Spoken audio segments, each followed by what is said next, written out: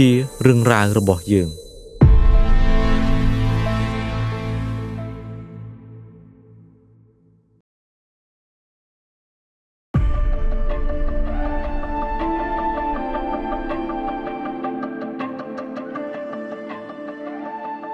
ចឹងមកខ្ញុំនឹកនឹងដែរខ្ញុំថា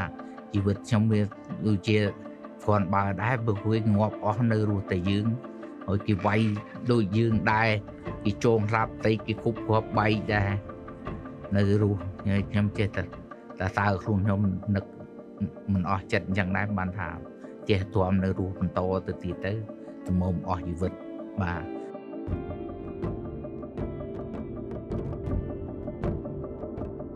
ហើយដល់ពេលយើងគិតច្រើនយើងមានវិបត្តិហ្នឹងគឺយើងជាប់ដិតដានរហូត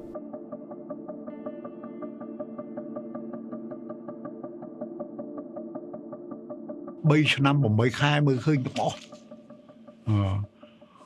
យប់មកមានតែទឹកភ្នែកចឹងហើយបានណាខ្ញុំមិនអាចកំណត់ខ្លួនឯងថាកូនតែនឹកឡើងអីពេលណាស្អីពេលណាអត់ទេសូម្បីហល់ថ្ងៃនៅក្រុងគ្រាចិត្តគ្រូឲ្យងាប់ហើយនឹងអូឲ្យគ្រូយកមួយណា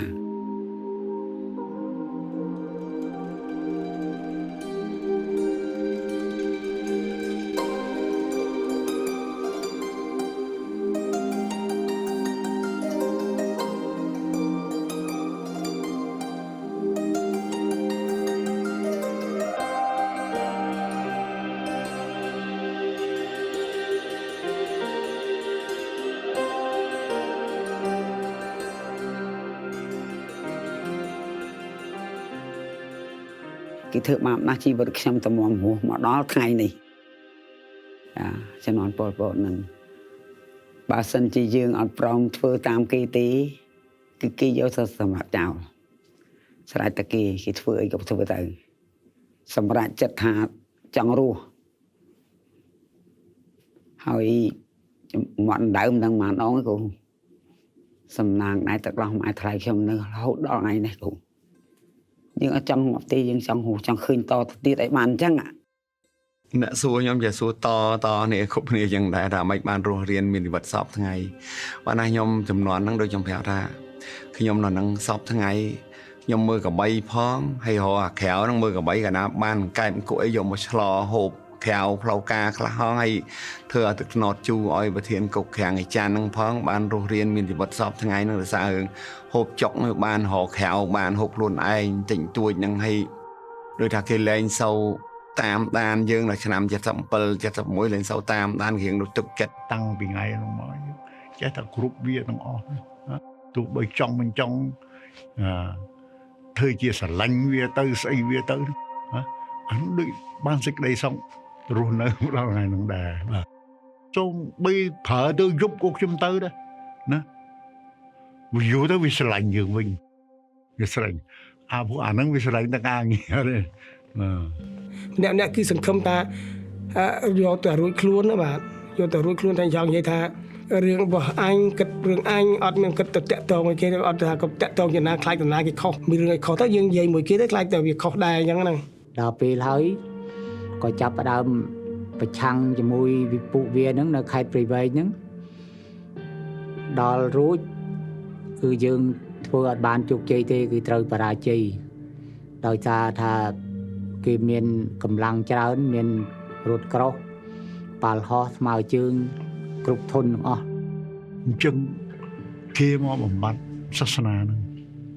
ណាអ្វីដែលយើងធ្លាប់មិនធ្លាប់ធ្វើគេឲ្យយើងធ្វើតែយើងឈឺចាប់ប៉ុណ្ណាប៉ុន្តែយើងអាចទៅប្រឆាំងជាមួយគេបានទេហើយយើងទៅប្រឆាំងឲ្យឆ្នាំអត់ឈ្នះគេទេខ្ញុំប្រឆាំងទៅខ្ញុំក្រោកឈរធ្វើចលនា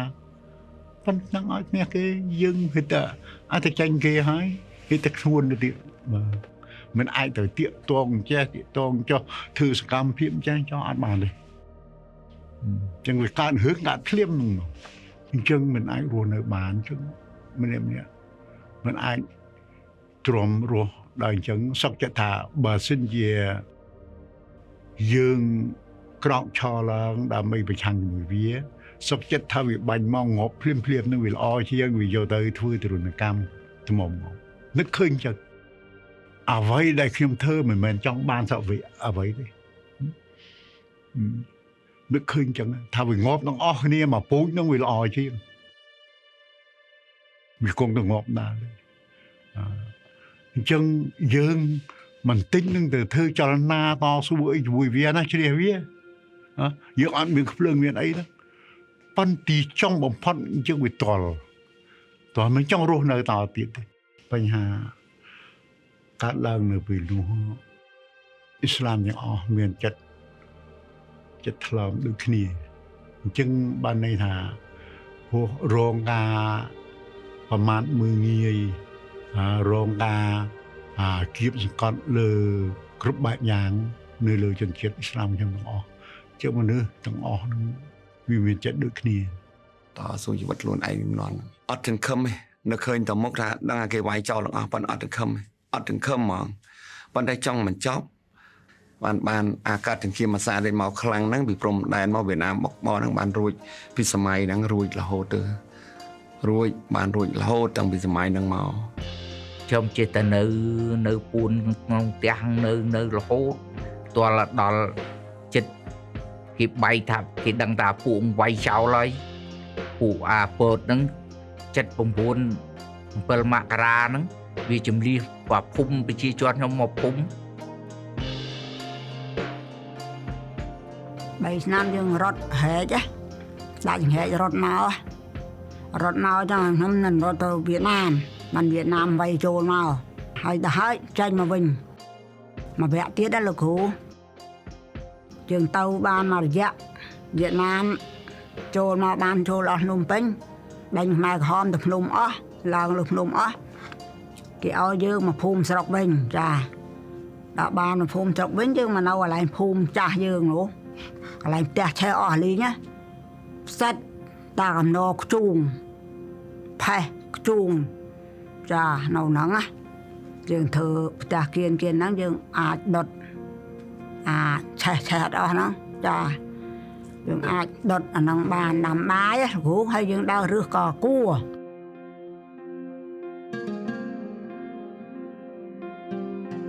បាយជាព្រោះណោខ្ញុំមើលដាំបាយលក់បាយកញ្ចប់តាមផ្ទះភ្លើងអាឡៃរ៉ាផ្ទះភ្លើងណាតាមបាយកញ្ចប់លក់កាន់តាមផ្ទះភ្លើងដែរតាមមកนั่งលក់ចិញ្ចឹមជីវិតចិញ្ចឹមឪពុកចិញ្ចឹមកូនកងទ័ពវៀតណាមហ្នឹងកាលគេដឹងយើងថាយើងជាកុមារដែលរួចខ្លួនពីការសម្លាប់របស់ខ្មែរក្រហមហើយយើងនៅមានជីវិតតាមរយៈស្លាកនៃខ្មែរក្រហមគេក៏បានផ្ញើរូបថតយើងត្រឡប់មកវិញបាទនេះគឺជារូបថតខ្ញុំនិងបងប្រុសខ្ញុំបាទឈរខាងក្រោយច្រកទ្វារក្រោយគុកទួលស្លែងបាទខាងនេះគឺជាច្រកទ្វារក្រោយសាលាបឋមសិក្សាទួលស្លែងហើយនេះជារូបបាទយើងពេញទាំងអស់នេះយើងរកថាយើងនេះរូបពេញបាទនេះច្រកទ្វារនេះជាអនុស្សាវរីយ៍មួយដែលរវាងកងទ័ពវៀតណាមនិងកងនគរបាលកម្ពុជាគាត់បានរំដោះបាទរំដោះចេញពីក្នុងគុកទួលស្លែងហ្នឹងគឺចំនួនជាង 20,000 នាក់នៅក្នុងទួលស្លែងបាទ 28,000 នាក់តែពួកយើងអាចរួចខ្លួនក្នុងចំណោមកុមារ 4 នាក់បាទពួកខ្ញុំនៅច្រើនណាស់ងាប់អស់តែពាក់កណ្ដាលនេះងាប់សិតតែអ្នកចេះដឹងពួកខ្ញុំសេវាសអសកអីខ្ញុំធ្វើឲ្យយើងធ្វើភ្លើណាយើងពិបាកឲ្យយើងធ្វើភ្លើហ្នឹងធ្វើចាស់ដឹកបាទចេញពីអាប៉តមកខ្ញុំធ្វើគូបង្រៀនរហូតដល់ថ្ងៃហ្នឹងនេះគឺរូបខ្ញុំនិងប្អូនស្រីខ្ញុំតែមុននឹងបានជួបគ្នាថតជាមួយគ្នានេះគឺការពី78ចាបែកគ្នា77 78ហ្នឹងបែកគ្នាអត់មាននៅជុំគ្នាទេបងប្អូនហ្នឹងចាហើយមិនដឹងថាមានវាសនានឹងបានជួបទេដល់ផលបុណ្យល្អបានឈាមរត់រឈាមជួបគ្នានៅក្នុងឆ្នាំ1978ចុងឆ្នាំ78ហ្នឹង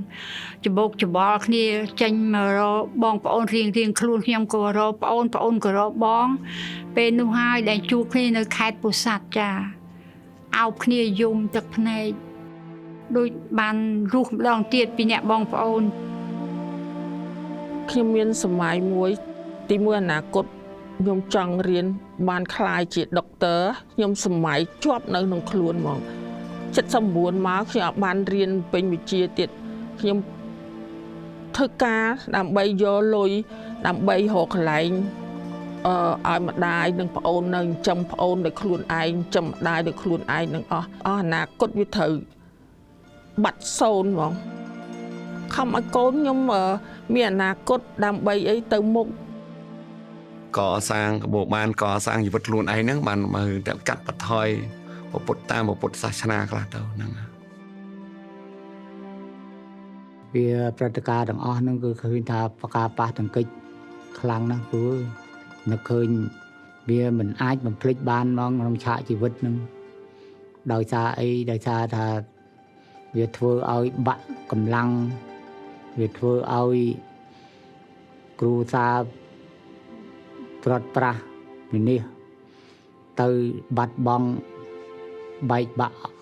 ចេញពីគ្រូសាចេញពីបងប្អូនម៉ែឪទាំងអស់វាផុត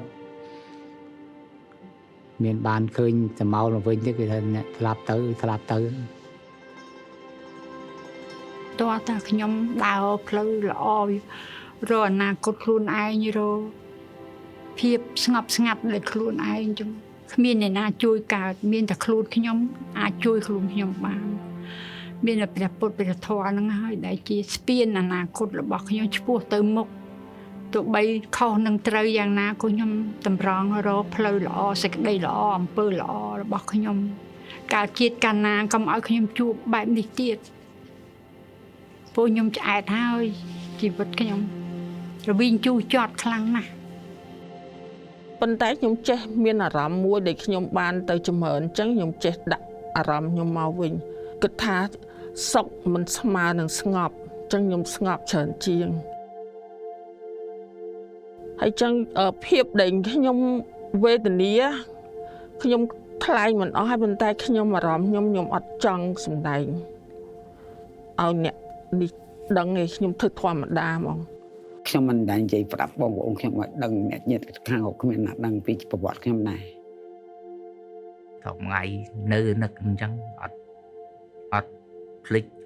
មិនបានមកបាទប៉ះពាល់ខ្លាំងពេកតែគ្រូតាមផ្លូវចិត្តហ្នឹង ទៅដល់បើយើងនិយាយពីអារម្មណ៍របស់ថ្ងៃហ្នឹងវាសឹងតែស្ទះខ្យល់ដាច់ផ្លូវដង្ហើមយើងដាច់បាត់ហើយបាទគឺពិបាកយើងដែលជាកុមារហើយយើងអត់យល់ហើយយើងពិបាកនឹងយល់ហើយមិនដឹងសួរទៅនឹងអ្នកណាឆ្លើយយើងរកសំណួររកចម្លើយអត់ចេញ ខ្ញុំលេខពួយលេខ20អីទៀតស្លាប់បើស្លាប់ម្ដងនេះទៀតខ្ញុំថាស្លាប់លើកទី2ព្រោះខ្ញុំស្លាប់មួយយកម្ដងរួចហើយបាទខ្ញុំពិការវាមកជីវិតខ្ញុំហើយធ្វើការអីអត់កើតសូម្បីតែឥឡូវហ្នឹងបានតែត្រាល់ទេបើធ្វើការធ្ងន់ឈឺចាប់តបើនឹងមក គឺខ្ញុំឈឺចាប់ដោយនៅក្នុងខ្លួនខ្ញុំថាអកុសលកើតមកជួបតែរបបអត់មានអីគួរឲ្យល្អសោះកើតមកជីវិតនេះជួបតែភាពសង្គ្រាមហ្មង ទ្របប្រាប់វានៅសម័យអពតអញ្ចេះវាយកខ្ញុំទៅវាយចោលអីចឹងកូនចៅហើយអ្នកសួរដែលដេញមកសួរខ្ញុំដំណើរទំនងអីចឹងចឹងបាទខ្ញុំតាមមុនខ្ញុំស្លាប់អីទុកតាជាប្រវត្តិ ទេបើថាជីវិតកាលហ្នឹងនៅមុនដំបូងការសាហាវមែនតែនខឹងវាមែនតែនខឹងឈឺចាប់ដល់មែនតែនណាប៉ុន្តែបើដោយសារថានៅឃើញវែងឆ្ងាយនៅទៅយល់ទៅតាមសង្គមរៀងទៅផ្សាយខ្លះដែរហងៃទៅផ្សាយប៉ុន្តែរឿងដល់ឲ្យបាត់ឈឺចាប់ពីសមន់នោះมันបាត់ទៅមិនក៏បាត់ខ្ញុំនៅតែមានការឈឺចាប់នឹងនន់ឲ្យផ្សាយបាត់ហ្មងគឺมันបាត់ទេយកអារម្មណ៍ខ្ញុំថាឈប់ទុកឈប់ព្រួយ ដឹងសុបាយម្ដងមានកូនមានចៅទៅផ្ដល់ម៉ែចេះម៉ែចុះទៅសុបាយចិត្តហើយ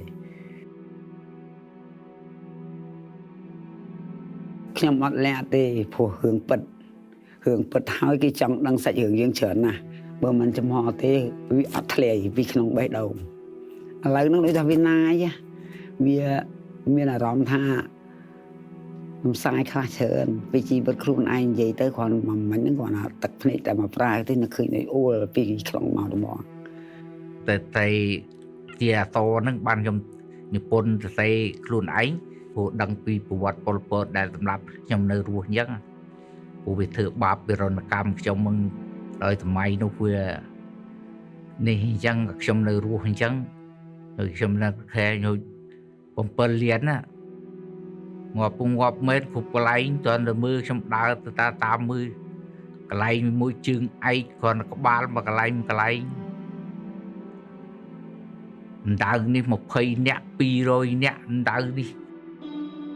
ខ្ញុំឃើញនៅនោះខ្ញុំស្លុតនិយាយតន់ក្បាលជង្គង់បងខ្ញុំទៅឃើញហើយឃើញកន្លែងបថៅច្បាក់ដាក់នោះគ្នានៅកន្លែងគុកទូស្លែងអីបាទបើគេបើនឹងគឹមតឹងនេះផងគេស្លាប់ចឹងបានខ្ញុំថាជីវិតដូចអស់ចាដែរខ្ញុំ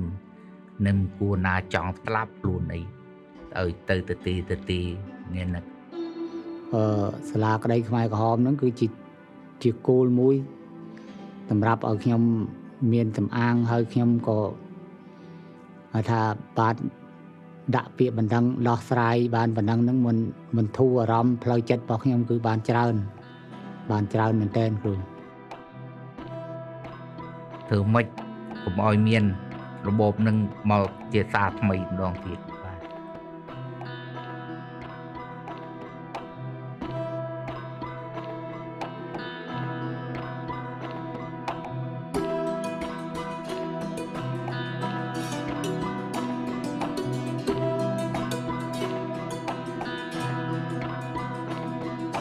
នេះជារឿងរ៉ាវរបស់ខ្ញុំ នេះជារឿងរ៉ាវរបស់ខ្ញុំ នេះជារឿងរ៉ាវរបស់ខ្ញុំ